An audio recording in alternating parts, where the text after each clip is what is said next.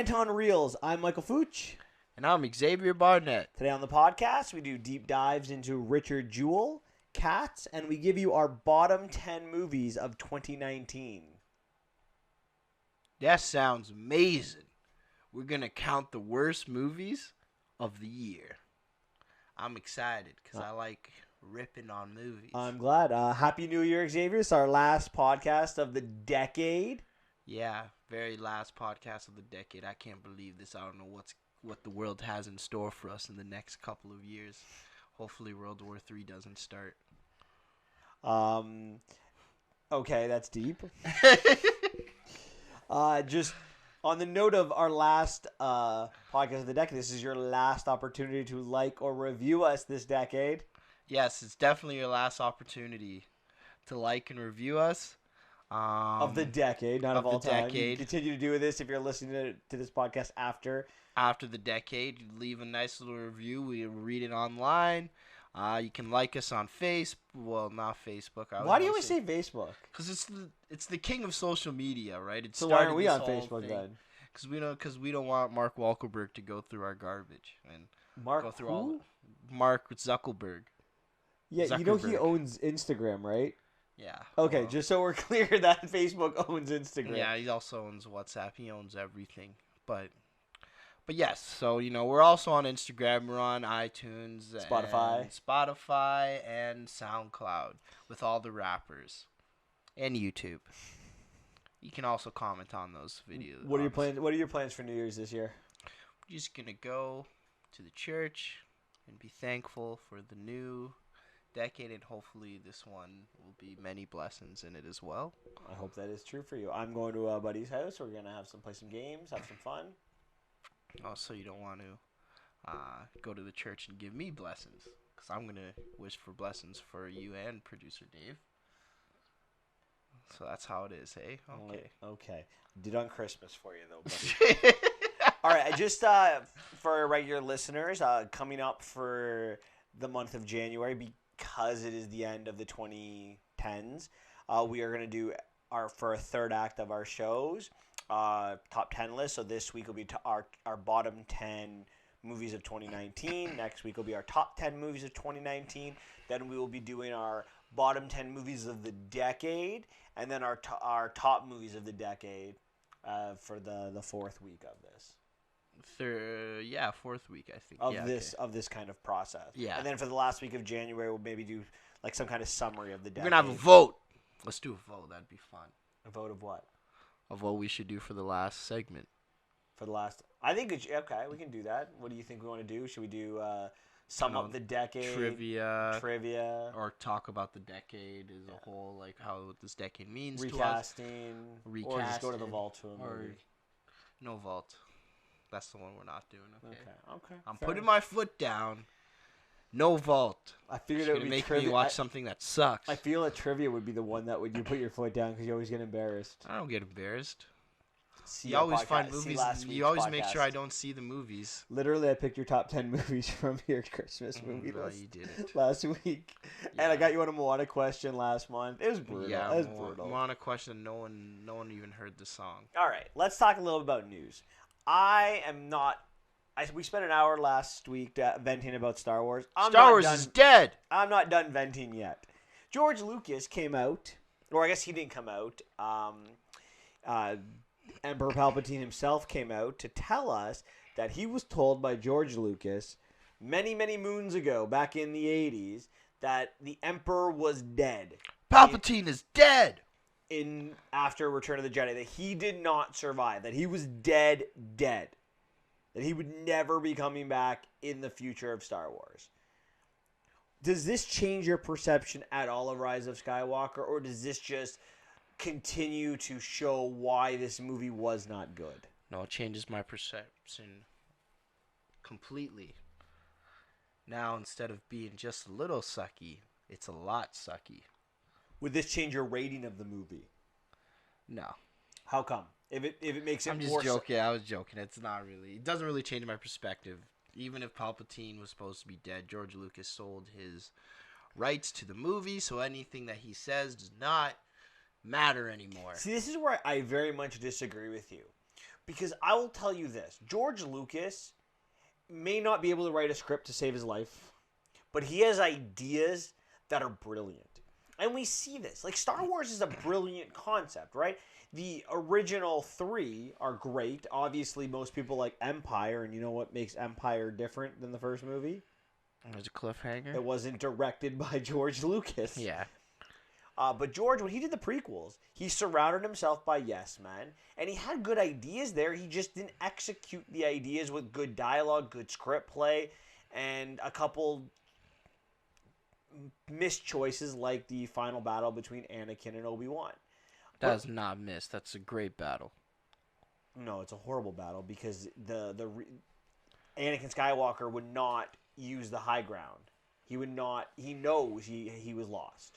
Well, technically, in the first one, Darth Maul has the high ground, and Obi-Wan Kenobi still beats Darth Maul with the high ground. So you're not wrong on that. So but it's technically, still not that's more George Lucas's writing error. There's actually, believe this or not, there's actually a rewrite, not necessarily a rewrite, but an alternate version of the script that they didn't go with. That was so much better. You should take a look at it next time you have it. I don't care. I like that battle. That's my most favorite it's even. battle. I'm telling you, it's even.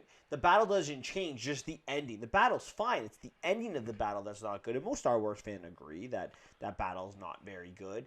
It's just the end of the battle. The point is, we're off point here. The point is, George Lucas's ideas 1 through 6 were brilliant, and he had ideas for 7, 8, and 9. He had ideas, and guess what? They didn't go with them. They didn't use them. And that to me is frustrating. That to me is like you have the guy who has the keys to the kingdom, and yeah, he gave the keys away, but it's like, oh, we're gonna build a new kingdom instead of playing with all the toys he has in his kingdom. Hey man, that's Disney's fault. And if they wanna, screw up Star Wars because it's dead now, that's their fault. It's true. You're not wrong. If you want to sell but properties, don't sell it. I do think that for real Star Wars fans, the OG fans from 1977 that watched the original trilogy first, so anyone who was a Star Wars fan before 1999, I think any of those will listen to George Lucas more than anyone else with Star Wars. If he says then you know what? I guess you can listen to him, but he doesn't own it, so it doesn't matter. But it does matter because if he doesn't give you like his signature of approval, it's like Stan Lee. If Stan Lee told you this is amazing, you're gonna be like, it gives you an idea that you're like, okay, maybe I can get beyond this. I can get behind this. Sorry. Yeah, but I didn't agree with everything that Stan Lee did. You're Same right, with George Lucas, right? But it's that seal of approval that if he hates it, if Stan Lee, if the movie itself, let's say a Marvel movie was controversial, and Stan Lee said, this is not what I want, it just adds fuel to the fire that it's not the way it should be. But if it's a movie is a little bit different, but it's critically acclaimed, and Stan Lee was like, I like this. Like, kind of some of the decisions that Feige made that are different from the comics. I guess I know what you're coming from, but for me personally, I don't need an outside source to confirm whether or not I like the movie. If I like it, I like it. I don't need George Lucas to say if he liked it. I just think his seal of approval, or Stan Lee's, or J.K. Rowling's, or anybody that's the creator. I see what you're saying, and I don't disagree with you at all. I guess it's because I dislike it and he disliked it. It means something more. Yeah. If I love this movie and he disliked it, I don't know if I'd feel the same way. Yeah. Because he didn't really like any of them, and I don't really like any of them. Yeah. It's kind of like seeing a reviewer, like saying if a reviewer doesn't like a movie that reviews a lot of movies, he knows movies, I guess, and then if you have his seal of approval, he just hates a movie, it's like bringing his opinion into it as well. You're not wrong. Also on the Star Wars chat, Pedro Pascal. Do you know who Pedro Pascal is?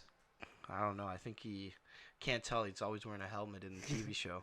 Yeah, the Mandalorian himself. He went on record talking about his views on, Rise of Skywalker. Did you hear what he said about it? What did he say? He said, "Worst Star Wars movie ever." My hero. Oh man, Pedro Pascal. I don't know. He was probably in the worst Kingsman ever, so I don't know if we can trust his decision. No, I'm just joking. I look at, you know what? It's so funny because I didn't watch this week's episode of Mandalorian. We're not reviewing it this week. We talked about it. I'm sorry. We'll review it next week. But I'm angry at Star Wars and I need a week off from it. But watching Mandalorian these last 7 weeks, it feels Star Wars the way it's shot, the music, the story, the themes. They're very Star Wars to me. Yeah. And watching Last Jedi and watching Rise of Skywalker, I can see what Pedro is saying because we talked about this in our podcast last week. This is not a Star Wars movie. It's not. It has Star Wars characters. It has Star Wars aspects like the Millennium Falcon and lightsabers, but this does not have the feel of what Star Wars was. I guess. I mean, even the way it's shot, that like Star Wars is very famous for like the scenes cutting like with like a with sliding off screen. I see what you're saying. It's always I feel like the prequels had the same kind of treatment that this had, this new trilogy's having. I feel like no matter what you're gonna do, old fans are never gonna be happy. That's no, buddy. I don't agree with you because we could see this in other franchises that have come back when they are good. I don't know. I'm looking at Jurassic World, not so much. You're not wrong on that. But that's Independence Day, brutal. You're right. Power Rangers, brutal. Well, there's a lot more misses than hits because fan bases, they all have their own idea how everything should be, and then if it doesn't go according to their plan, it's terrible. I just got one. I got the trump card for you though. The MCU. The MCU is, you talk about a fan base that has been happy every step of the way. Yeah. You put smart people in charge, I am telling you, it will work. And I agree. No, MCU makes money, but that's because it goes. Yeah, I guess that is your trump card. It's gonna make money, but there are some people. But it's critically acclaimed. It's critically acclaimed, but like I'm not gonna lie, it doesn't. Some people complain it doesn't take risks. Some of the villains aren't very. Aside from like obviously Thanos has been very big, but aside from like Endgame and Infinity War, some people I don't agree with them, but like some people are you're right, but here's the thing: those people in the MCU's case are the minority, the strong minority. These MCU movies are getting 90s on Rotten Tomatoes by fans and by critics. Yeah. The difference is these Star Wars movies like Last Jedi and Rise of Skywalker, they're in the 50s. Yeah. So like I think there is a difference. Decisive with the fans as well. But the other aspect is Star Wars has so much written down that they didn't use. There's so many ways they could have gone. They're like that the people would have been happy with. That's the other problem, right? It's like the comics in the MCU. There are stories there. You don't have to take everything. You can change things here and there. But get excited. But you can be there's enough to get excited about, right? Now, that being said, at the end of the day, Star Wars decided we're going to throw all of this away, create our own thing, and alienate our entire fan base. And that is not smart business. And I'm the Disney fanboy, apparently, right? All right. I'm done. I think our viewers and our listeners, they've heard us talk about Star Wars enough. I think we're done for at least until later in this podcast. Star Wars. Yeah. All right. So let's start talking about our movies today. Let's start with Cats. Let's start with Cats. All right. Also, before we start, spoiler alerts for Cats, and Richard Jewell and all the movies of the year because that might be similar. Yeah, so if you don't want to get spoiled, there's going to be spoilers for pretty much every movie that's been considered bad. Who knows? Maybe you may have liked the movie and we consider it bad as well. So probably in some of our cases. Okay. So, Xavier, what are your opening thoughts on Cats? It's a big old no thank you. The CGI looks very unpleasant. Apparently, so right before, there's a little bit of a rumor going. There was a rumor that even before they sent it out, some of it was unfinished. So we didn't get that version, but some of the unfinished version, so some of the CGIs wasn't fully done, so it wasn't fully edited. So take with that what you will, but I guess the effort into making the movie wasn't as top notch, and it really shows in the effort. And that's about it. I don't know what was going on. I didn't care what was going on. I guess it was trying to be. It took a big swing, and it missed very hard. But hey, kudos to you for trying to take a big swing. What about you? Well, I'll be honest. I have no idea. I'm not entirely sure what I watched. I've never seen the musical, and I was so confused the entire movie. I had really no idea what was going on with a lot of the story, which is my primary negative with this film. I have no idea what occurred in the film. I mean, I'm not really sure. I have an idea, so I think I'm going to need your help to figure out what I saw. Okay. But I'll be honest. We'll try to do this together. There's a lot of criticism of this film. I didn't hate it. I might not really have understood what I saw, but at the end of the day, the music and the dancing were phenomenal. I really liked the songs. And again, I wasn't familiar with the music to this film. I enjoyed it, specifically the later half of the music. But the dancing. Francesca Hayward's, who plays the main character, Victoria, her ballet, she's a prima ballerina, right? Like, her ballet was on point. She was so good. Like, watching her, like, on her toes, it's like, it almost is as if they're, like, in zero gravity, like, or at least less gravity, because she just, her movements were phenomenal. I was so impressed. Interesting. I was really impressed with that. So, I really liked the music. I really liked the dancing. Yeah, I didn't save it. I mean, by no means is this going to be positive. I don't hate it as much as other people. Yeah, you're in the small minority. So let's deep dive into this. And I'm going to start with a question that I hope you have an answer to. Okay. Did you understand the film? No. No? Not even at all? It's apparently the Broadway show, like, it's not really able to make a film out of the. That's what I gathered from watching this. I want to watch the Broadway show now because I think it makes more sense on Broadway. Yeah, that's what I'm assuming. So bear with me, okay? This is what I think happened. Now, I could be wrong. Listeners, if I'm wrong, don't hate me because I'm honest. I didn't understand what I saw. I think our main character, Victoria, she's been abandoned by her human cat. She spends the next 90 minutes meeting all the other cats in the area. The Idris Elba's character is a bad cat. Yeah.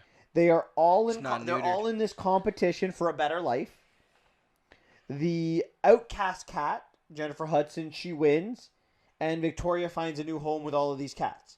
That's what I think happened over the 90-minute film. Am I right? Is that what you gathered? Sounds about right. Okay, perfect. So we can agree upon this. So I just have one simple question. What the hell is a jellicle cat? They keep talking about these freaking jellicle cats. I want to be a jellicle cat. I'm not a jellicle cat. All the jellicle cats are invited to the jellicle ball. What the hell is a jellicle cat? Did I miss something in this film? Maybe the cats have a class system. These are very complicated and very intelligent cats. They have a little bit of a class system, I'm thinking. And if you're an angelical cat, I don't know if it's a good thing to be an angelical cat or a bad thing. I didn't gather that. What would you say? I don't know I have no idea. I don't really have a guess by this because I would have thought it was like a type of cat.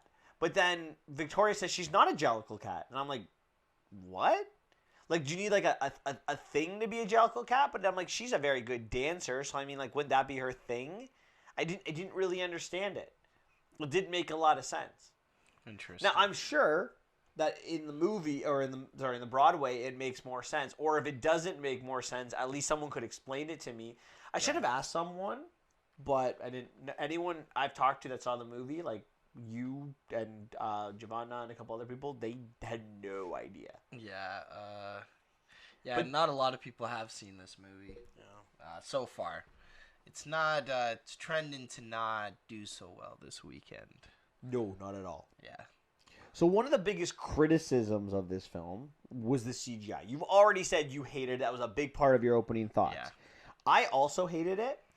Is there anything specific about it that you hated or just all of it in general? just all of it in general. Like I said, it's unpleasant to look at. Like it's just you feel so uncomfortable. I was watching like Judi Dench, her character, like the whatchamacallit, what's her face's name? I don't really understand who the cats were, to be honest, but Deuteronomy, I believe, was her character, and she looked like the Cowardly Lion from The Wizard of Oz.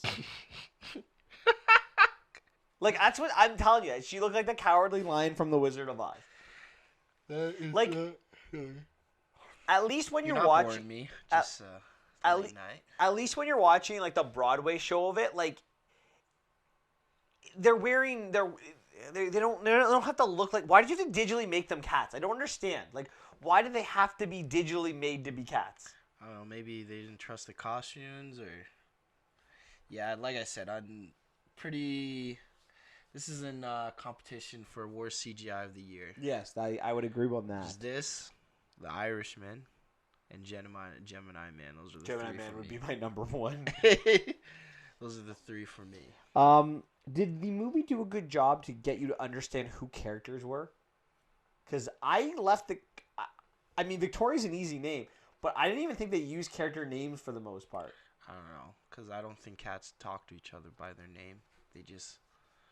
I don't even know how cats communicate, to be honest, because apparently meowing isn't... That's just something they created to mimic a baby's cry to get humans' attention. No, I meant like in the movie, like all the cats that do talk. Did you understand like what their name? Like, could you name the cats in the movie? No. I couldn't. Like, I couldn't figure out anyone. And the Only CGI was the bad, main so I couldn't figure out character. what the actors were either. Yeah. I feel like... All he knew is Idris Elba was the bad guy. Yes. Rebel Wilson was the fat one. And Francesca Hayward was the... No, you're wrong. It was James Colburn was the big cat who ate all the time. Oh. See? Proved your point. I didn't know which one was which. So, okay. Did you understand how the magic worked? Like, Idris Elba had all this magic. He could like, go anywhere he wanted at any time. Then you have Mr. Mistopheles. He was, like, a magical cat. But, like, why do some cats have magic? Well, some of them are satanic worshippers, and they decide to... Is that your answer, really? Like, that's the answer you got for me? What am I do? This movie sucks. Okay. You know, they sold Cats of 9 Lives. They sold one of the lives to the devil to do magic powers. Is this a cat world or a human world? That's the one thing I was trying to figure out in this film. Because I thought it was a human world, like, because it looked like a human gave Victoria up. But, like, then you're watching the background and all of, like, the stores, like, they're all cat names. Yeah. It was I weird. think it's a human world because the sets are gigantic and they're kind of shrunken looking and they're, like, dancing around like a pole. It's way bigger than a cat size. So I think this is their visionary to make it kind of like a cat world, and I guess they're doing cat puns to be... I don't get it. To be... It's weird. Yeah, no, it's... This is, like I said, big swing and a miss. Did you like the music, though? No. Really? No. I love the music. I love my favorite song, Memory. Even though I will say this, I didn't like the director's choice to have Jennifer Hudson cry through the first rendition. It takes away from it. She's this great voice. I would have loved her just to, like, sing it. A Beautiful Ghost. I really like that song. That's Jennifer Hudson. No, I'm just kidding. She has a great voice. But that's what she was like. But you couldn't hear it. You couldn't make it out. And then Mr. Mistopheles was really good too. I thought there were some really good songs. Do you want to see the musical? Does this make you want to see it? Would you go see the musical if someone were like, let's go see Cats? Over anything else? Because I've never been to a No, just in Broadway general. musical. Let's say it's coming to Toronto. Would you go see it? Someone's like, hey, Xavier, let's go. Like, if I said Xavier... If they said for free, yes. So you wouldn't pay to go see it? Probably not. Okay. Well, if you didn't like the music, I mean, that's kind of the key thing. Yeah. All right. I'll see the SpongeBob musical. I see ads for that all the time on the TTC. I'd go see it for sure. Yeah. I want to see the difference. I want to see... I've seen an ad for it too. It can't be as bad as what I saw on the screen. I feel like if I saw the musical, I would give this movie a lot worse of the rating. Yeah. But it's one of those things where if you like, I like the music. Like I like, as You bad didn't as this. you just only like the music. So that's the only reason why it's good. I bet you the show is way better. Of course it is. I so no you should doubt. just give this a 1 because it's a poor Is attempt. that what you're giving it? Yeah. All right. Well, I'm 10. I'm giving it a 5 out of 10, and again for So the music nice. and the dancing, because it's listen. At the end of the day, if you go see this movie, if you go into the theater, it's a musical. So as long as you like the music, you're gonna be entertained. Listen, no one's gonna see this movie. It's not making any money. You It's know why not it's yet. not making any money? Because no one's going to see it. People are gonna see another crappy movie that I'm not gonna say because we said we wouldn't talk about it anymore. But it's part of a franchise that is dead. So you would go see Star Wars again before you'd see Cats again. Yeah. Yes, 100. I would see Cats again any day of the week. I go see Cats again like 6 times before I go see Star Wars again. Yeah, because you're more upset with Star Wars than I am. Yeah, well, you know. But how at it least is. like I like the sound. I'd rather listen to the sound of a lightsaber than any of the songs in the freaking Cats in the Cat show or movie. Okay, fair enough. Vroom, vroom. That sounds way better than. I'm a cat and I'm crying because I'm a cat and we need to get friends. So, is there anything else on Cats you want to talk about? No. All right, let's move on to Richard Jewell. I'm Richard Jewell. All right. They tried to bond. No, that was in poor taste. I'm sorry, everybody. Okay. Well, you're up. What are your opening thoughts on Richard Jewell? Wow, what a change. You know, one movie's really, really bad. One movie I really enjoyed. For me and Richard Jewell, I think Sam Rockwell, Watson Bryant, really stole the show for me in this. He was just hilarious the entire time, just his reactions to everything. There's certain scenes, well, I'll say them more in the when we start to do our deep dive of scenes that I loved and that I couldn't stop laughing at. But, you know, you kind of really feel for, like, you know, it's pretty much about a guy who just wants to be a cop. And he's very serious about being a cop, so some people, he takes it a little bit too seriously, if you ask me. But at the end of the day, he means well because he really believes in order and peace and really respects the thing. And towards the end, there's a great monologue that I just loved, and that just made me... That elevated the feeling. It was just it was a feel-good movie, and I really enjoyed the ride. The monologue at the end where he speaks with the FBI. Like when he, you know, tells the FBI agents off. Like, I love that monologue. It was great. Because, you know, the entire movie, spoiler alert, entire movie really sucks off the law. Like, he's bent over, just taking it. Oh, sorry, this is a kid's movie. You're not wrong. But I'm just giving you a visual for it. But yeah, I enjoyed the acting scenes. You know, some stuff I wasn't 100% on board with, but for the most part, very enjoyable movie for me. I had fun with it, and that's what you need in a movie. And rewatchability, I don't know if it's rewatchable. Would you say it's rewatchable? I don't think it's one of those movies. It's really good to watch the first time. I don't know about rewatchability. Yeah, that's which factors into it. Mm-hmm. So I really enjoyed the film as well. I was really surprised. Actually, no, I shouldn't say I'm surprised. Clint Eastwood's a very good director. Mm-hmm. I'm not surprised he's telling a good story, and I learned a lot. You know, how old were you in '96 when this happened? I was 4. You were 4. I was 11. But I wasn't in the... When was it? It was the Florida... Atlanta Olympics. Atlanta Olympics? July of 1996. I don't remember. But here's the thing. If it's after 28th, then I was 3, and if not, I was 4. Well, but it would have been going on when you were 4 because it was under investigation for a while. Mm-hmm.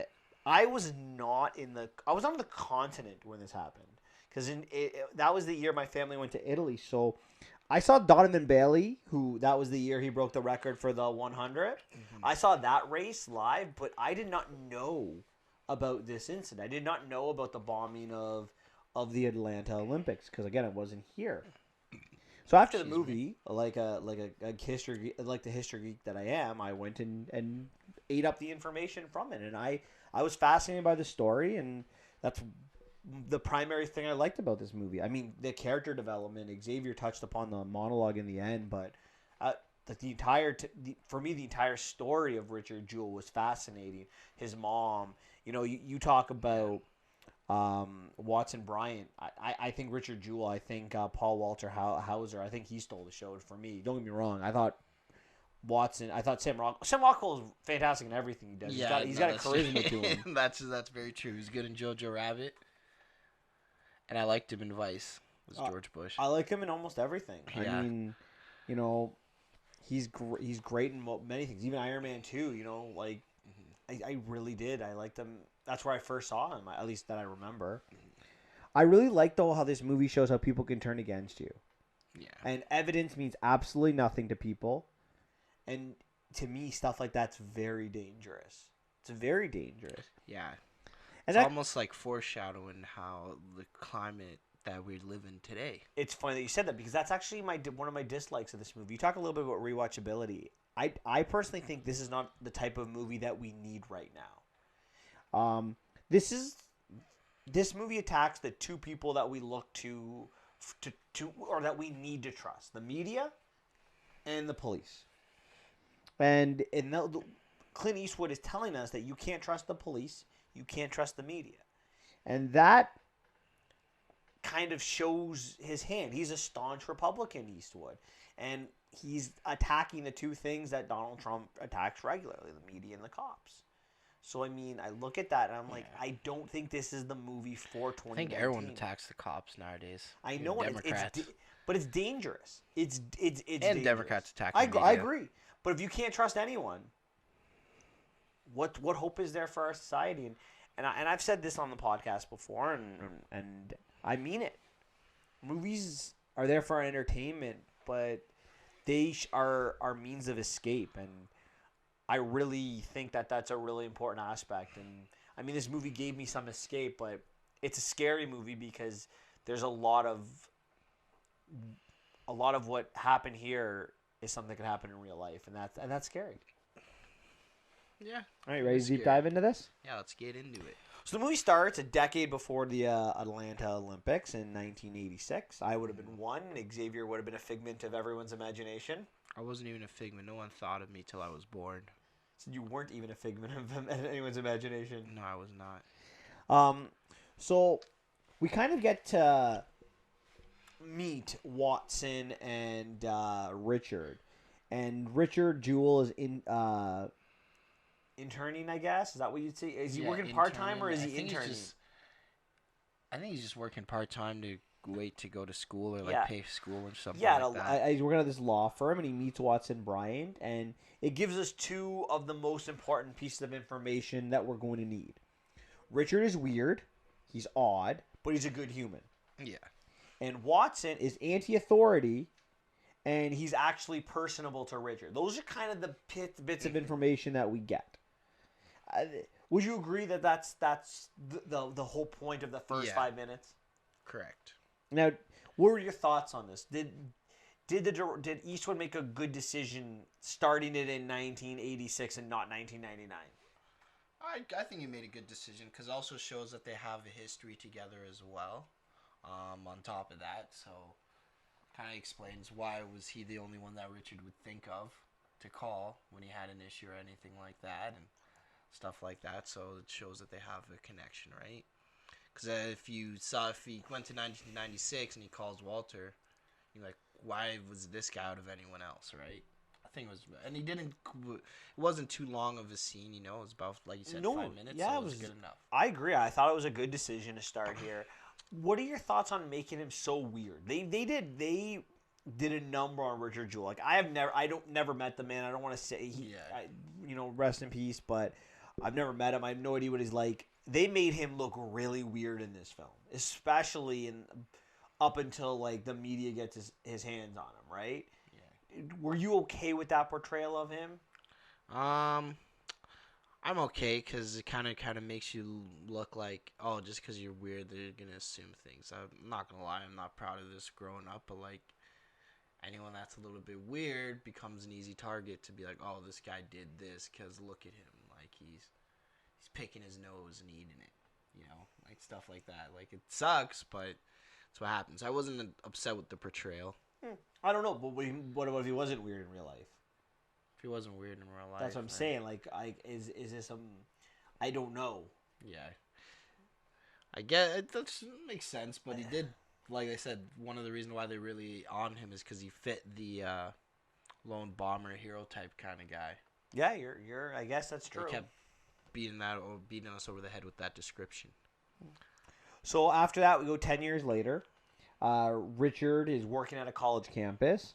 He responds to this noise complaint in the dorm. Boys are drinking. They don't take him seriously, as no one is going to in this film. Yeah. So they say they're going to report Richard. This is a scene I don't really get. Now, to me, it looks like Richard is doing his job.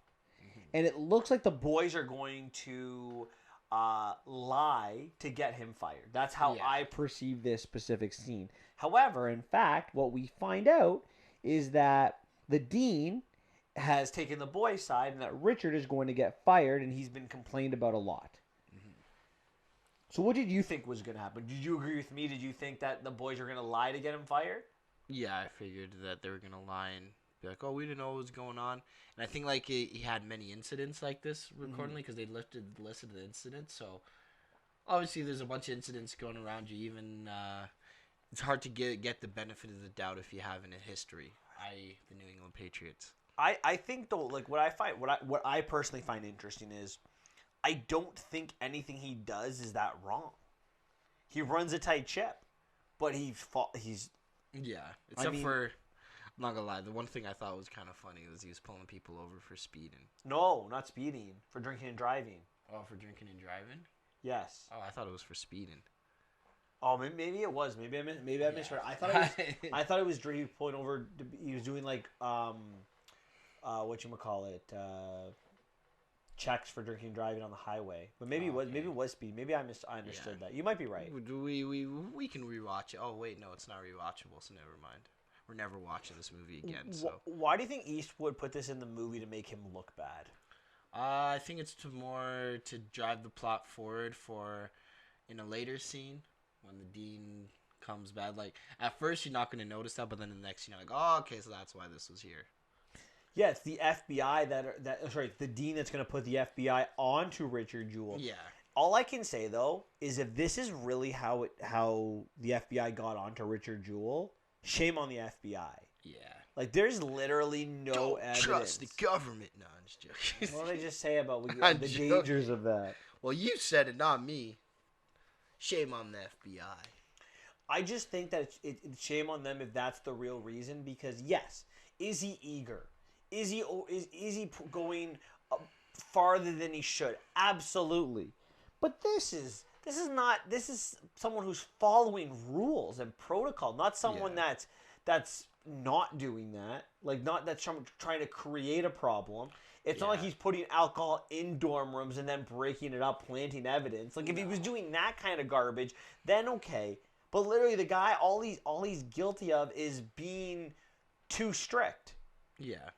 So I wasn't a big fan of the scene if it was not true, and if it is true, all I can say is shame on the FBI.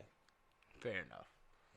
So he gets fired from this job, and it's okay because it's the perfect time to be fired because it's the Olympics, and the one thing that costs more than almost anything else combined for the Olympics is security. Yeah. So he gets a job as a security guard for the Atlanta Olympics. And he works at the Centennial Park watching the concerts. The first night, everything is fine. He does follow a person with a bag who turns out to be just giving drinks to people. Mm-hmm. He breaks up the second night, though, is the night there's going to be a bombing, and he breaks up a fight. And as he's breaking up the fight, he sees this bag. It's not a fight. They're just throwing beer bottles at the side of the thing. Just being teens. That's true. Is that accurate? What? He does break up the fight. But again, when he breaks up this fight, he goes a little bit too far. He tries to act with more authority than he has. Yeah. Now, he sees this bag, and he wants to follow protocol, and he's ridiculed for that. Yeah. I'm not gonna lie. If I was a security guard, I'd probably be the same way, which is bad. Like, you never want to do that. I hate to admit it, but like, sometimes following protocol, you never know.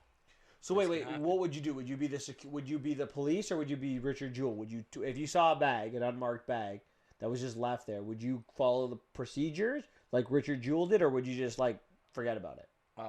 What's it called? If Richard Jewell was dragging me like, come on, we gotta secure the perimeter, I'd be like, oh, just chill, it's okay, like just someone. But then again, like if you never know, if I didn't see where the bag, it depends. I wasn't in the situation. Me, then I think about it, I'm very panicky when it comes to like security. Oh, I'd be paranoid. I'd be paranoid. I'm the person that I'm all for. This is where I disagree with other people. I think that everyone should be checked at an airport. Everyone should get like the whatever the major treatment is. Everyone should be getting it. Not based on the color of your skin, not based on if you're man or woman, but every single human being, from the age of birth to the age of death, should be checked, because I am that paranoid. Wow, we'd never get anywhere. I have to come to the thing 5 hours early. Safety first. Hey, go to the airport 3 hours early. You know. That's 5 hours. I go 3 hours early. Yeah, but I mean, I go 3 hours early. I'm always out after. It only takes an hour to get through security. Yeah, but you never know. It's always better to be safe than sorry. Yeah, that's my point. Be safe than sorry. It's exactly my point. Anyways, people are lazy. They don't want to follow protocol, and that's how people die. Yeah. So I am 100% with Richard Jewell on this one. Little Rich. Now, it really is a bomb. And they evacuate people as much as they can. The bomb goes off. Initially, Richard is seen as a hero. He gets talk shows. He's going to do a book deal, etc., etc.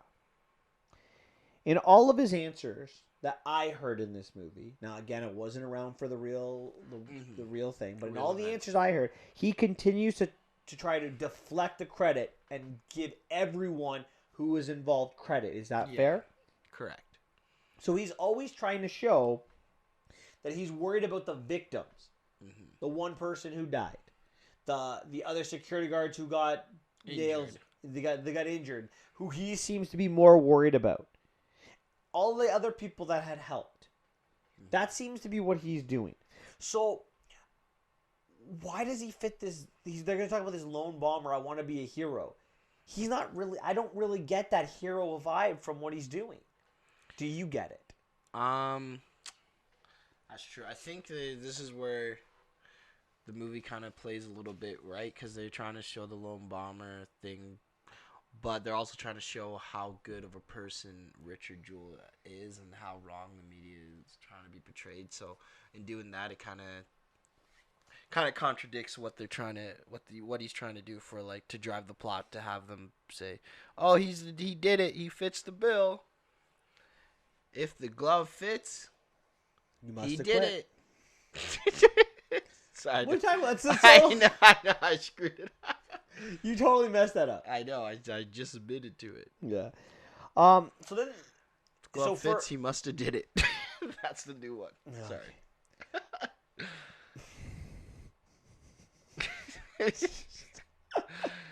Oh boy. Anyways, for a day and a half, he is a hero, but then there's a turn.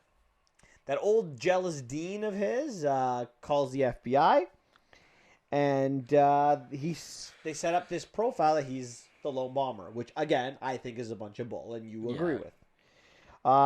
Anyone that took the time to see how long it took to walk from the bag to the payphone would have known he was innocent from day one. Yeah. So this is what I don't understand. The FBI is going to figure this out like a week later. And what does the FBI decide when they realize that he couldn't have done it himself? Because there was a phone call, right? Yeah. And the payphone is not enough of a walk. So what did the FBI say after that? We don't care.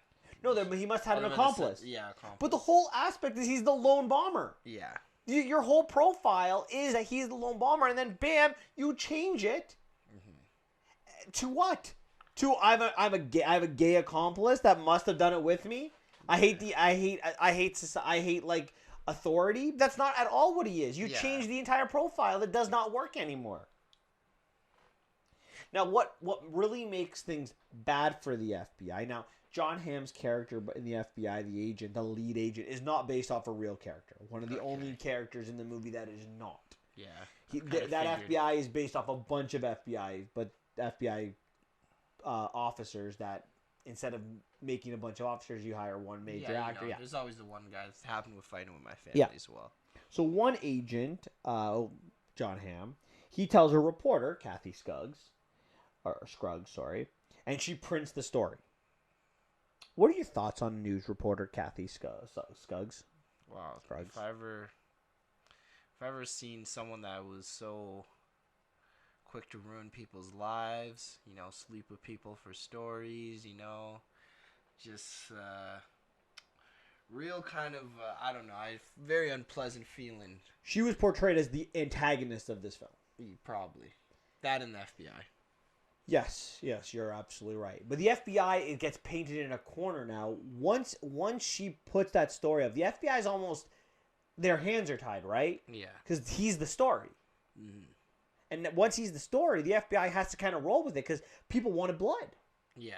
And not even just people, the world's watching, right? The Olympics are an international event. This isn't just some random event. Yeah. So absolutely, this is very interesting to me. Do you think her portrayal was fair? Her portrayal has come under the criticism of a lot of people, including her family, because she's dead. Oh, she died. Yeah, she's died, unfortunately, as well. She died as well. Rest in peace. Yeah, I could see why the family wouldn't like how she was portrayed. Obviously, it's I don't know how she actually acted. So I can't say, I don't know her personally, so... I will say this, I don't like the way she's portrayed for one reason. Why? Because John Hamm isn't a real character, correct? Yeah, true. How did they portray that she got the story? That she slept with him. But he's not a real character, so that didn't happen. So you just made her out to be... we talk about a lot of movies that are very... This year, that have been very anti-men. This is a very anti-woman scene. Yeah. This scene should not be in the movie. This should not be how she got the story because unless it really happened, if John Hamm were based on a real character and that's how she got the story, then that's how she got the story. But you just told me that women journalists use their body to get stories. And again, you're attacking the media, and this is not what we need to be doing. And I think I'm not a big fan of it. Now, she did break the story first, so she is an antagonist. So I don't necessarily disagree with that. However, I do not like how she got the story. I don't think that's fair to her, her legacy, or to the way the media or any female reporter should be portrayed. Yeah, you know what? You're right. You're 100% right, and I agree with you. And I will say this, that I don't usually agree with this guy because he's an idiot. Well, I beg to differ, but... Beg to differ. The other thing I don't like about her portrayal is she eventually will come on board with the fact that he didn't do it. Yeah. But they never really develop that into the story. Yeah. And I know it's not her story, but you made her the antagonist. She has a turn. If she actually did that, if she actually knew he was innocent, why didn't she write a retraction? Because the Atlanta newspaper that she worked for never retracted that story. Wow. They stuck by that story. Even when he went on his, I'm going to sue everyone who reported it, they stuck to their guns that they reported fair and right. Wow. Insane. So Atlanta, don't trust the media. I just don't understand. Like, I don't think she was written well. I don't. I that's a fair statement. I can see where you're coming from with that. So the fallout of this story is the next 45 minutes of screen time. So the FBI is clearly railroading him, which means they're writing the narrative that he must be guilty without any evidence, because there was never really any evidence. They try to trick him into giving up his Miranda rights. And do you know what Miranda rights are? Yeah, in the States, you have to, if you get placed under arrest, you have to be told a certain line. You have the right to you're an the attorney, you know, the right to remain silence, all those things. Yeah. You would have known them from 21 Jump Street, right? Yeah. Because Channing Tatum couldn't figure it out. Or his character couldn't figure it out. Yeah. They pretend let's pretend that you just gave up your rights. They were trying to railroad him. Yeah, it's kind of messed up. When it was clear, they bugged his house. They got search warrants to take Tupperware, and again they found no evidence whatsoever. And then when it was clear that Jewell was innocent, and he couldn't have acted alone at least, they changed the profile like we talked about to make him have an accomplice, which is his gay lover, his best friend. Yeah. Did anything in this 45 minutes really stick out at you that you really either got really angry at or really were like, that's so stupid too? Nothing that got me really upset with the media because I didn't know. I'm like, I don't know if this actually happened or not. And I know, but one thing I kind of laughed at was one of the scenes where Sam Rockwell's to Richard, don't say anything to the FBI, just be quiet.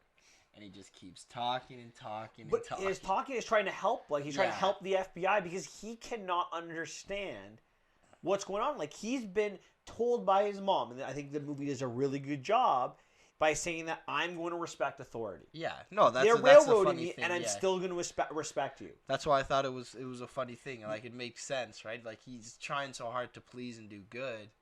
Not to bring this into like a racial thing, but like I always think of. Do you watch Trevor Noah at all? The Daily Show. Do you know who Philandro Castile is? No. He was a black man who was shot in Colorado by a Hispanic police officer. Okay. And he's basically it's all caught on film. Mm-hmm. And he was found innocent, but like as he's being he's pulled over. He says he has a gun because Colorado's an open carry state. He's telling him hands up, didn't do anything, and then the cop just like puts like 6 bullets in him. Jeez. And his in the car is his daughter and his wife or girlfriend. I don't know if they're married. And you could hear because she videotapes it after for evidence that she's referring to him as sir. I respect you, sir. And I just hearing Trevor Noah talk about it is the respect she still had for authority in that moment after this police officer did something so stupid and clearly racist. She still had the wherewithal. The wherewithal to be respectful. Wow. That to me is people like that. I have nothing but respect for. Like you, if I were her, I'd be like, "Are you beeping, beep, beep," kind of thing, you'd right? Probably be screaming out of your mind if your significant other just got laid at the cop. Like, what are you doing? You're so like I mean, but like the and he was innocent for that. He was protecting himself because the jury believed that he had that Philandro had a gun, so he must have the cop was protecting his Yeah, and you wonder why people don't trust the Yeah, I know. I mean, that's a bad story to tell. I try to make my point, but not all cops are like this. No, that's the thing. Not all cops. And again, not all. It's a minority, and I want to make it clear again that I think we need more movies where the cops are the good guys. There's not a corrupt cop at the top of the list. We need more movies like that. We need more people to look up to, not look down to. And when movies are always a victim of the political climate. They are, and that's a problem. And this is the political climate. Right so now. we also talked but now this is the part where Watson Bryant kind of comes into play because as he's getting railroad. Actually, sorry, the scene that I liked, I forgot that you told yours. I really liked the scene when brings out his guns because that was funny. That is a very good scene. So when they do the search warrant, he puts all of his guns. He's like, "It's Atlanta. Like, what do you want?" But I really liked when Olivia Wilde, when Kathy figures out that he couldn't have done it, so she goes to see John Hamm's character, and is like, he couldn't have done it alone. Like, just do the math, and like John Hamm is just like, no, he did it. Like, just the mind baffling.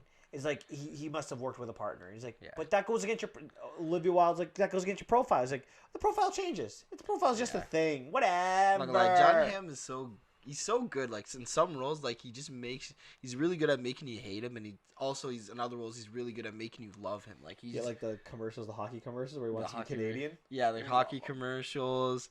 What's a movie I saw that I really liked him? I really liked him in the Black Mirror episode that he's in. The Black Mirror, that's the one that is like Mad Men, obviously that's what he's most famous for. But he's got a charisma to him. He's a lot of guys are charisma, that But I really like that. I like the scene you're talking about. I liked a lot of this 45 minutes of the film. I really liked how he just I'm just gonna talk. I'm just gonna help you out because that's what I like. But Watson Bryant becomes his lawyer, and he struggles initially because he doesn't know what's going on, and he kind of initially thinks that Jewell might have done it. Yeah. Until his secretary, who is based on a real character and who will become his wife, persuades him to test out the theory. They do the numbers and they realize they're railroading this kid. Yeah. They have no evidence. Richard never really listened to him, so I don't know how much of how good he was at his job. Yeah. Because it seemed like Richard kind of ended up like doing it all on his own. But nonetheless, Bryant is there the entire movie. He helps him fight back. He gets him to take the polygraph test from the old FBI agent, which Jewell passes. He gets the mom to give the speech. He gets the interview with Richard. What are your thoughts on his strategy? I thought it was pretty good. You know, the test before the police. I thought that was pretty brilliant. Obviously, I like that he's very protective as well. And he tells Richard like it is. I don't know if it's really happened in real life based on what you said, but he gives Richard the hard truth. And you need people like that in life, not a bunch of yes men, but people that actually tell you, listen, what you're doing is stupid. This is what you need to do. You know, like that's the only way to kind of improve, not in like to get out of the situation, but also improve in life as well. You're not wrong. You're not wrong. So this all kind of comes to a head. Actually, you know, there's one other thing I want to talk about with Watson Bryant. Like, Watson really provokes Jewell, or at least tries to get him angry. Yeah. Because the one thing, and we've talked about this, is that Richard won't get angry. Yeah. And until there's one moment where he says he's angry. Like, what do you want me to say? Of course I'm angry, but I've been taught like this. Yeah. What do you think of that kind of speech that Jewell gives about the anger that he has? One scene in the entire movie. It was touching. It was moving. I was moved a lot in some scenes. You know, like I really felt for the guy. That's why I thought Paul Walter Hauser was the star, because he moved me a couple of times.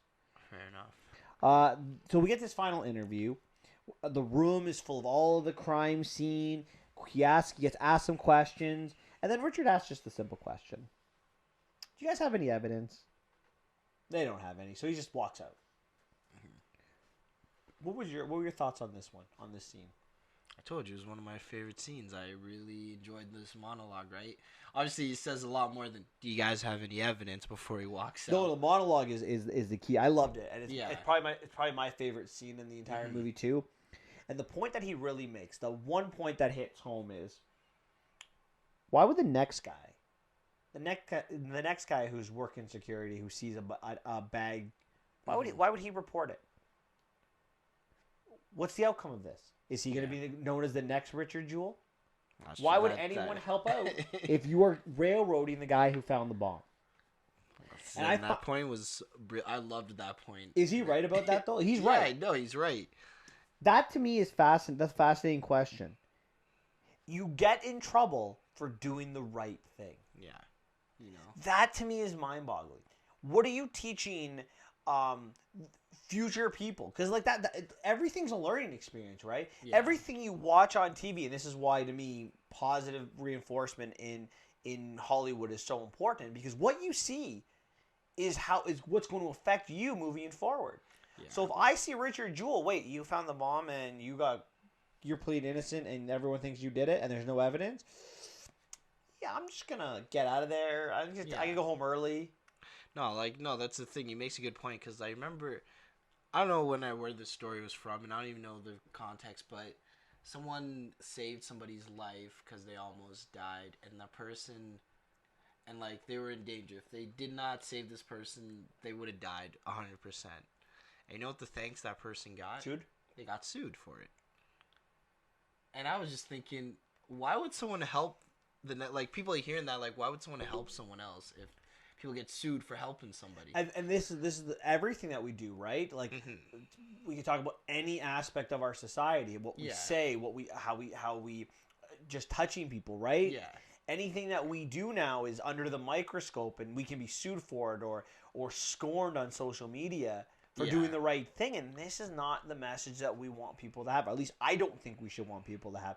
We want people to understand that doing the right thing has benefits, not consequences. Yeah. So he gets cleared. 88 days later, the FBI says you're no longer a suspect. And 6 years after that, they find the actual culprit after 2 other bombs. Do you think this movie fails to show us how Richard was affected by being seen as a suspect in the future? Like, we go from in the future, we go from that speech to you're no longer suspect, but John Hamm saying I still think you're guilty as hell. To 6 years later, he's working as a police officer. We found the guy. Yeah. Yeah, I didn't show anything. I'm not gonna lie, I didn't show anything more about how his life was affected after. I wasn't. I don't feel like we needed to, because it probably would have read home like how bad the media was and everything like that, and I think it would have done more harm than good if we shone more of that based off of your points. So now that I think about it, now that you gave me that question, but other than that, I think it did show how his life was affected while it happened really well. So I think it was okay with not seeing. Okay, I think I would have liked to see a little bit more. I mean, it was a long movie as it is, but another 5 minutes I wouldn't have been disappointed. But I always feel this with a good movie. When you have a good movie, I want more. Yeah. And I think that's part of what makes a movie good. It leaves you wanting more. If you've gotten too much, maybe it's not a good movie anymore. Another movie's when I'm not gonna lie, when I first watched Wolf of Wall Street, when the climax happened, I got really upset that it was close to the end. I'm like, oh man, so I really enjoyed Wolf of Wall Street when I first saw it. So that's another good indication of when you enjoy a movie. Yeah, no, I agree. Do you personally trust the police? Like, as you personally? I'm Canadian, so it's a little bit better for us. But that's not the question I have. Do you trust it, though? Do you personally, like, if you were... It depends. If you were driving and you got pulled over, would you feel safe? I feel pretty... I feel pretty good. I'm more... Most of the police I've talked to have been very kind to me and everything like that, so I don't have really an issue. In the States, though, not so much. I remember I was at border security and it just felt awkward because I don't trust I guess I don't trust the States mentality. We have Canadians and Americans have very different mentalities. But I ask you, where does that come from? Does that come from the media? Does that come from experience? Does that come from the way you look? Like, where do you think this comes from? I feel like it's experience. Just Americans in general. I'm not saying I don't like Americans, but I feel like their mindset's very different compared to us. And the fact that, the guns blazing and a lot of people, well, not a lot of people, but like there's still a case for like mass shootings and everything like that. And obviously Canada's not perfect as well. Like, we have our problems. Gun violence in Toronto, absolutely. Right? Yeah, but it's just you never know. America's a very volatile place right now. I don't know. I feel very comfortable. If I got pulled over, I wouldn't. Maybe it's because of the way I look. I don't know the answer. Maybe it's because I live in Canada. I don't know. I don't think I've been jaded enough yet. But I will be honest. If I was ever suspected of something, or if I was ever accused of something, maybe watching all these movies might jade me. Yeah. In the process. Mm-hmm. I would need to see the process be reaffirmed. Mm-hmm. I don't know. It's complicated, I think. I just have like one more question. Maybe two. Yeah. If you were ever working security or in a situation and you saw a bag left, would you report it? We talked about this before. No, but would you? Now, not in the movie, not then. Would you personally, if you saw a bag, would you report? Like, if I was working security? Mm-hmm. Yeah, it's your job. So you would. I would too. It would never bother. A story like this wouldn't bother me because, like, again, I truly believe if you have nothing to hide, the truth will come out in the end. Yeah. Now, hopefully it won't take 6 years, but... Well, some people... I was taught to do the right thing. What can I say? Yeah. Some people, the truth doesn't come out. In our social media-driven world, can we learn something from this film? Yeah, don't trust the media. I would hope we could learn that we should be patient and wait for evidence, and Don't judge a book by its cover. Yeah, maybe not just see someone and jump on the story without evidence, right? Like, I mean, I think that's the most important thing. No one's gonna learn anything from that. No, they're not. It's been social media. Social media gives you the power to say whatever you want with no consequences. You don't get to look your accuser in the. No, of course not. If there are things that people write on social media that you would never be able to look someone in the eyes and say. Oh, I guess, but and that's the thing. I'm just saying, if you want to give a death threat to someone, if you tweet something 10 years ago, but it's just like if you want to, that's what I mean though. Like a death threat. Like if you send like a death threat to someone on like Twitter or something like that, like you it gives you the power to say that, but you would never look someone in the face. Most people wouldn't look someone in the face and say that. Yeah. It's like, do you ever read the celebrity, like Jimmy Kimmel's mean tweets? Yeah. I always think of that, and there's no way. YouTube comments are worse. Yeah, exactly, right? I don't feel like anyone would say that to someone's face.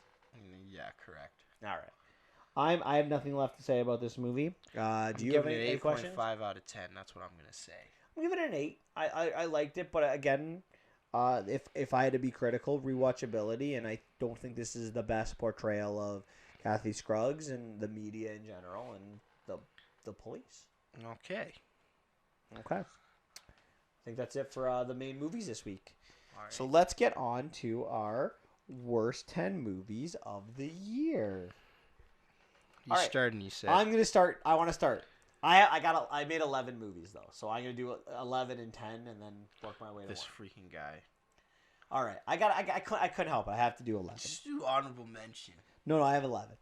So Report this guy. It's not top 10. My number 11 movie my number 11 worst movie of the year is How to Train Your Dragon 3. If you are interested in knowing my exact... You had to add that movie? Wow. If you want to know my complete thoughts on it, episode 15 of our podcast will talk right about that. But it's long. It's boring. The characters are brutalized. The villain is horrid. They change characters. The plot makes no sense. Grimmel has no actual plan who is the villain. And the whole hidden world concept is stupid. And the ending, where all the dragons disappear but no one will remember the dragons, like, I don't... It didn't make sense to me. My number 10 worst movie of the year was Angel Has Fallen. Another movie that makes zero sense. A movie that's not believable in any way, shape, or form. A guy who saves the president's life, not once, but twice, risks his own life both of those times, does acts that are beyond the Call of Duty. So, and these people are so quick to put the blame on him when he once again actually saves the president's life. Yeah. The action sequences I didn't enjoy. They actually think he's working for Russia, which again makes no sense. The villains have no motives. The villain is an old quote-unquote friend who now hates him for no reason. He's this smart and calculated villain with great tech who in the end just says to hell with it. Shot in the head. The FBI is useless. The dad is useless. He came from nowhere. So those are my 11 and 10. Oh, yeah, the dad that dies after. McNulty. No, he doesn't die. Oh, yeah. He's all like, oh, we're part of the family now. I'm going to meet my kids. Yeah. All right, you're up. Number 10. Okay, my number 10 is Midway. I know you love this movie, but me, I just cannot. It's, for me, characters had no motivation. It was corny, but took itself so seriously at the same time, which doesn't really work if it's a corny movie. The acting to me wasn't the greatest. I did not care for some of the scenes that were brought in, weren't even necessary to do with the story. So yeah, just not the not my most favorite film. And my number 9 is Angel Has Fallen, and all the reasons that you said, Mike, so I'm just not going to repeat it. So yeah, your number 9. My number 9 movie is The Kid Who Would Be King. I remember that. If you're interested in my exact thoughts, you can go to episode 10 of our podcast. That's where we really do a job talking about that. It's one of those movies that I actually wanted to leave. It dragged. It was long. It was slow. They changed King Arthur. They changed Merlin. They changed the Morgana character was completely useless. I just wasn't a fan. It's a horrible take on Arthur. That's all. I don't really want to talk too much about it. Again, episode 10. You can get my exact thoughts. My number 8 worst movie of the year, is Men in Black International. We podcasted this on our episode 29. So again, if you want my complete thoughts, you can take a look at that. It was disappointing. And there are really 4 major things I hated about them. And all of them deal with changing the essence of what the MIB were all about. The MIB are supposed to be the good guys. They're supposed to protect the planet from the scum of the universe. In this movie, they're protecting the scum. The second thing, the main character dates a drug dealer. How is that allowed in the MIB? It doesn't make any sense. It's horrible. I didn't like the fact that the mole was in the MIB as someone ranked so high. Again, this continues to tell us, as we talked about with Richard Jewell, that you cannot have faith in the people running things. And again, it's very forced, the plot. M has no partner, yet is sent on a top secret mission to England. Most of this movie drags. There's really no succinct plot in it. The director himself didn't like it. That's enough said. What is your number 8? My number 8 is Hustlers. What can I say about this film? It wasn't the greatest. The reasoning wasn't the word. Most scenes didn't make sense. Characters weren't the greatest people as well. The motivations behind what they did, I don't think it's the right way to go about it as well. Just all in all, not a fun movie for me. And my number 7 is Replicas with Keanu Reeves. I freaking obviously, I don't know if you heard me in the multiple podcasts, but I kept railing how much I hated this film. Didn't make sense to me. The acting was terrible in all accounts. The reasoning for why he did doesn't make sense. Plus, like, this man would have got caught literally the first time he tried to send the whole thing. They tried to do a little twist, which was terrible. So, not a big fan of that as well.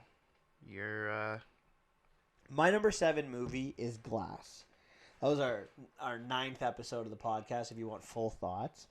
This movie angers me so much. It makes no sense. And I keep saying that, but again, that's the thing. And let me just tell you this is a horrible year for movies. Horrible. There's 3 fundamental flaws in this movie. Number 1, we as an audience are supposed to believe, and David himself is supposed to believe, that he's not actually strong. Even though he's been saving people's lives for over a decade. Almost 2 decades. The second fundamental flaw is that Elijah is actually the hero and gets redeemed, even though the whole concept of the first movie is that he is Lex Luthor, who is just the arch enemy of Superman. He is the most evil person compared to Superman's goodness. And the third fundamental flaw is that the audience is supposed to believe throughout this movie that superheroes don't exist. Ergo, that the hospital had to be in on it. Ergo, this movie is garbage. My number 6 worst movie of the year is Hellboy. Episode 21 on our podcast, you can get my full thoughts. But Cole's Notes version here. This movie is a train wreck. An absolute train wreck. Plot. Because it had no plot, because I'm not actually sure what happened, and it came out in April and it jumped everywhere, but it was 2 hours of pure hell. Yeah. Again, another movie that I really wanted to walk out of. They changed. The change in characters making Arthur and Merlin horrible. The English try to kill Hellboy because ... We still don't really understand that. We don't know why. The CGI was horrendous. I don't understand anything about Mila Jokovich's villain at all. And I'm still dumbfounded by the Baba Yaga character because that character makes zero sense. Baba Yaga, you gotta read the comics. If you read the comics, you'd make more sense to you, bro. Okay. All right. You're up. What is your number 6 movie? My number 6 is something that's made by sand. Glass. I'm kind of mad because I'm not gonna lie. Spoiler alert. My number 6 is Glass. My number 5 is Hellboy. So I second everything you say, and yeah, that's you should probably just go on to your number 5 and 4. Wow, I stole both of them? Seriously? Yeah, that's awesome. In succession. That's awesome. My number 4 movie is Black Christmas. Sorry, my number 5 movie is Black Christmas. It's one of the worst movies ever. It's probably the most divisive movie I've ever seen. Again, this is episode 47 of the podcast. Feel free to listen to it. It's like, 2 episodes ago? 2 episodes ago. It's just so divisive. It's a movie that's supposed to be if movies are supposed to be entertaining, it was not entertaining on any level whatsoever. It wanted every character to be I wanted every character to be killed in this film. Like, I wanted everyone to die. Just like everyone. Every man, every woman, every child just die. Nuke? Just die everywhere. Everyone every just die. child. Okay, so I don't think... He didn't actually mean that for the people listening. But yeah, continue. I love to talk about movies. It's one of my favorite things to do. Just not this one. It's just divisive, and I want zero part of anything that's divisive. Like, that's not why I watch movies. It's not what I enjoy about movies.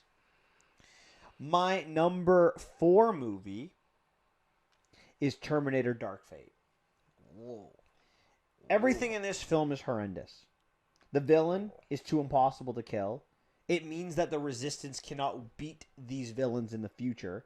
How do they have a chance against them if they can't beat them in the future and now they can't beat them in the past? If the Terminators can't even beat them. The way they portray the T-800 with the soul. Vomit. Sorry.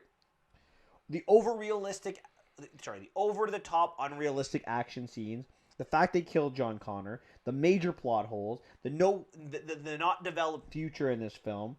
I spent 50 minutes ranting about it in episode 41. If you really are interested in wanting to know how bad it is, you can listen to those 50 minutes there. You mean 50, not 15. 50 minutes there. You're up boy. With your number 4. Number 4 is dead. That's right, baby. It's Star Wars Rise of Skywalker. It's my number 4 worst film for me personally. And if you like the movie, you like the movie. You know, some people, because they're younger, you know, they grew up with this new trilogy. And if you like it, you like it. No worries. I don't know how old our listeners reach out to. For me, it just did not work. You know, the Emperor decision wasn't very clear. One of the stupidest ideas I've ever seen in my entire life, ever portrayed in a movie. Spoiler alert for Rise of Skywalker. Let's charge on a Star Destroyer, riding Tauntauns or whatever the hell they're freaking riding. It was just a bunch of fetch quests, and half of the things didn't even make sense. Like, the whole C-3PO losing his memory, so they went to get the thing, when they didn't even need to lose C-3PO's memory because it didn't even help them in the first place. So it's just, you know, kind of was like Last Jedi. I don't know I guess the two things J.J. Abrams and Rian Johnson can have in common is they love to include scenes that are not, I guess, kind of nice to look at, but in the end don't mean anything, like the whole casino chase at the end. In Last Jedi and Rise of Skywalker, the whole chase to get the dagger, and then it just gets broken, and then how does she discover it? Oh, she uses some, like, I forget. Kylo ship. Yeah. Terrible. All right. My number 3 movie is Crawl. Just could not. This movie was just not for me. I just couldn't stand it. You're telling me that some girl with a broken leg can outswim alligators? Okay, no, thank you. Like just the fact that she never got out, and then like just the decision. It was so long, and I was like, can the alligators just eat them and finish the movie? And the one thing that made me upset is I thought they actually were gonna escape. And then they didn't, and there was another whole 40 minutes to this movie. I think that was the thing that made me really upset. I'm like, finally, yes, they're out of here. I don't want to watch this anymore. No, we got 40 more minutes of bull crap. On to you. My number 3 movie is X-Men Dark Phoenix. Oh, my goodness. Worst of any X-Men movie. I know you think it's Apocalypse, and maybe it is. It's close. They're at 1A and 1B. It changed the essence of characters. It made Xavier a villain. And I am sorry, but Professor Xavier is not a villain. Again, why must we make our heroes villains in 2019? Mystique is the hero. The Beast has become vengeful. There is no redeeming qualities to this movie. The script is horrible. The themes are horrible. The sequences are horrible. The character development are horrible. The villains don't make any sense whatsoever. There's horrible use of classic characters, and a movie like this just represents the final sequence, a train heading to nowhere. This was the final nail in a horrible X-Men franchise. Good riddance. Welcome to Marvel. It's not the final one. There's still New Mutants. So they keep telling us. But that's a different universe in itself, right? Yeah. But welcome to Marvel is all I can say. My number 2 movie is Star Wars: The Rise of Skywalker. You can listen to our rant last week. And earlier in the day, too. And earlier in the podcast. It changed Lucas's vision. I'm going to go with the 2 big things that really upset me. George Lucas created 6 movies that were about the chosen one who was going to bring balance to the Force. The Emperor appears in number 1. Destroys the balance in the Force by getting rid of the Jedi in number 3. Someone needed to bring balance and the Jedi back. And that was going to be Anakin Skywalker. But no longer is that true. Because the Empire, their last hope of Anakin was not really the last hope. Luke was not the last hope. Leia was not the last hope. Don't worry, neither one is needed. We have Rey. She's all the Jedi. And let's call this what it is. It is the Palpatine saga. It starts and ends with them. It starts with Senator Palpatine. It ends with Rey Palpatine. I do not need to spend more time talking about how bad this movie was. It is the worst Star Wars movie. It got a 1 out of 10 from me, and it is the second worst movie of the year. Xavier, what is your number 2? My number 2 is Gemini Man. Oh boy. This movie just, I don't know. It's just, the CGI was terrible. Villain's motive sucked. Just everything about this just was bad. And I really like Clive Owen and Will Smith, big fans, but didn't really resonate with me. This was just a big swing and a miss, And the funny thing is, they kept talking about how groundbreaking this technology was going to be, and it did not break any grounds for me. And that's what I'm just going to go with. But my number 1 worst movie of the year that I've watched is Black Christmas. Just a big no thank you.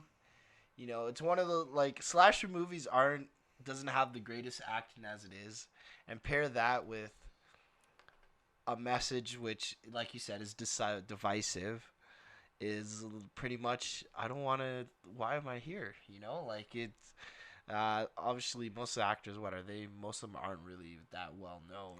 Imogen Poots, the star, is probably the most well known, and obviously the villain is the guy from Princess Bride, right? Carrie Isles. Yeah, right. So But yeah, the acting's not amazing. A lot of the characters are the worst. The decisions are terrible.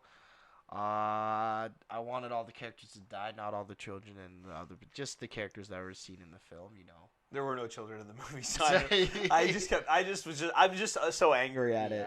But yeah, that's my number one worst movie. It just, no, thank you. So Xavier, what's my number one? I don't know. I forget what other movie. Are you surprised by my list so far? No. You're not surprised Star Wars is number one? No. I want to see which one's worse than Star Wars for you. My number one movie, my real number one movie, is probably Star Wars. My number one movie I'm going with is Hollywood in general. Oh, wow. Hollywood is my worst movie of the year. This is a horrible year for movies. And I don't know if you noticed the theme of my top 10 or bottom 10 movies of the year, but the theme of the year, ruining my childhood. X-Men, ruined my childhood. Terminator. Glass, ruined Invincible. Not Invincible, sorry. Unbreakable. Hellboy. King Arthur. Men in Black. How to Train Your Dragon. You really like Star the Wars. Hellboys? Pardon? You really like the Hellboys? I like they're not bad. Star Wars, Olympus Has Fallen, Black Christmas. I like the original Black Christmas. Even borderline movies of Godzilla, Rambo, Judy. You just like to ruin things. You know what? I don't understand it. What's going to happen, Hollywood, when you lose your older audience? Because that's what you're doing. You're not getting new audiences in. People are not buying into these. These movies aren't making boatloads of money for you. In fact, people are starting to see through your garbage, your crap. They're not going to spend money on X-Men or Terminator or Cats. And guess who goes to see the movie? It ain't the 16, 17, 18-year-olds anymore. It's my generation. It's the older people. So why don't you, please, be original for a change? Stop destroying childhood. Stop making people not want to go to the movies. Stop making divisive movies. And make people want to go to the theater again. Maybe if you did that, then maybe, just maybe, you might make some more money. I think the age of the blockbuster is dead. And you know what? We can go a little bit further. Aladdin and the Lion King were garbage too. And those are my childhood as well.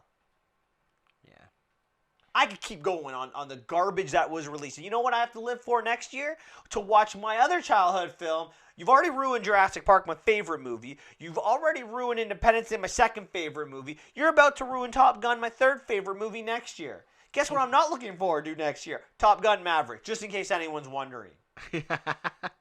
So the worst movie of the year isn't even a film. The worst movie of the year is Hollywood for being disgusting and unoriginal. Well, you're disqualified because Hollywood is not a movie. That's why I gave 11, though. Scene. That's why I did 11. Sense. But my number one, again, for the third year in a row, a Disney movie has been on my worst movie of the year. Yeah, well, it's kind of hard to not be on the worst movie when you own everything. Yeah, but I mean, that's not wrong. Yeah, right. All right, so that's it. That's it for us for the year, for the decade, for the show. It's all done. 2019 is done, and get ready for a bad 2020. Well, I'm all about positive vibes, so I'm saying get ready for a great 2020. I meant for great movies. Decade. I meant for and for movies, for anything. Everything can be great. Like what you like. In Hollywood. Xavier, what movie are you most looking forward to in 2020? Because I think this is going to be a bad year for movies. I think it's going to be. I mean, this.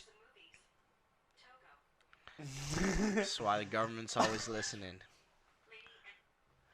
I mean, there are. This year was a lot of big budget, big name movies, remakes, sequels. Yeah, the age of the blockbuster, I think it's starting to die down. You know, it's not. People don't want to. Streaming's starting to. It killed video. What's it called? Blockbuster and stuff like that, and it's starting to take a hit on cable as well. Maybe if they made new things in theaters and original things, maybe things would be better. No, I think just people just like access to things right away. Maybe. And they can just sit in their home.